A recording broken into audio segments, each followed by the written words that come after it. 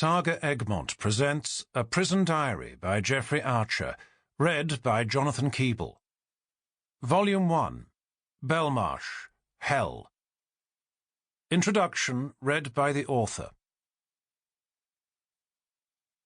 Dear listener, looking back 20 years to my time in prison, that part of my life now feels a lifetime ago.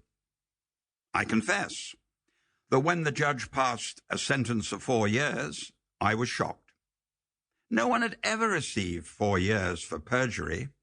It's usually a year or 18 months, unless you're also a murderer. And I was touched when 3 eminent QCs were among the many members of the public who wrote to me saying how outraged they were.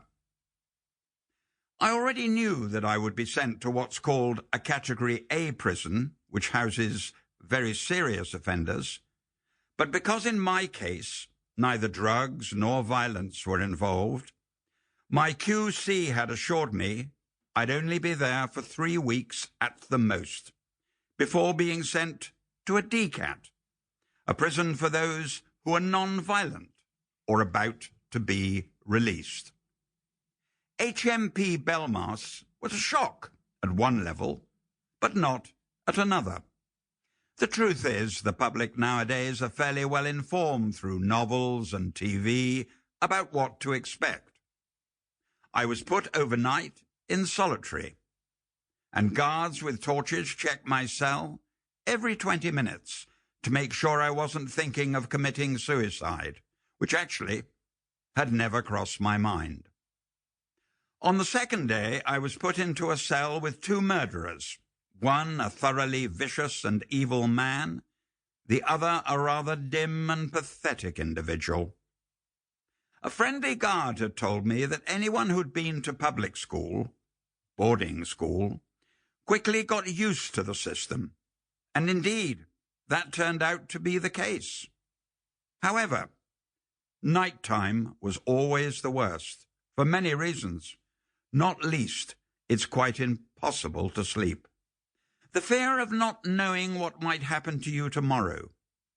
The screaming and the shouting from other cells, and the noise. Non-stop music pumps out from lights out to the moment they turn them back on in the morning.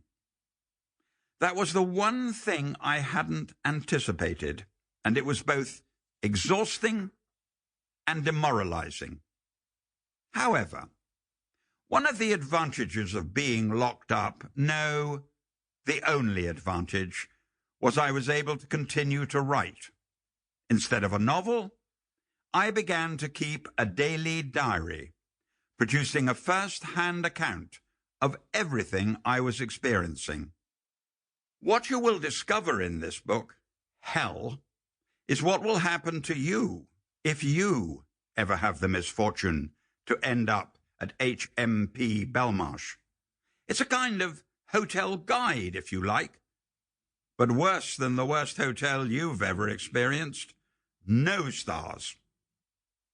I was expecting to be transferred to a DCAT in 3 weeks, but that didn't happen, as you will find out in Book 2, Purgatory. Thank you for choosing this book, and I hope you enjoy listening.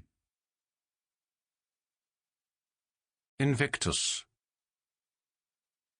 Out of the night that covers me, black as the pit from pole to pole, I thank whatever gods may be for my unconquerable soul. In the fell clutch of circumstance, I have not winced or cried aloud. Under the bludgeonings of chance, my head is bloody, but unbowed. Beyond this place of wrath and tears looms but the horror of the shade, and yet the menace of the years finds and shall find me unafraid. It matters not how strait the gate, how charged with punishments the scroll. I am the master of my fate. I am the captain of my soul. William Ernest Henley, 1849 to 1903. Volume 1, Belmarsh, Hell. Day 1, Thursday the 19th of July, 2001, 12 Sample complete. Ready to continue?